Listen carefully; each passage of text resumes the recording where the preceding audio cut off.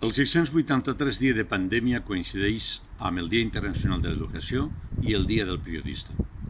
És per això que convé reivindicar el paper socialitzador de l'educació i el que suposa per a la consecució d'un món millor, perquè l'escola valenciana ha de saber educar per a la salut, per al benestar, per a la tolerància, per a la justícia, per a la igualtat, per a la ciutadania, per a la solidaritat, per respectar els drets humans, per a la convivència i per a la vida.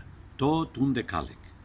Necessitem una educació inclusiva, innovadora, intercultural, laica, plurilingüe, coeducativa, democràtica, emancipadora, emocional i equitativa. 10 qüestions més. Sols d'aquesta manera aconseguirem una societat equilibrada, culta i espavilada. En temps de pandèmia ens vindrà molt bé.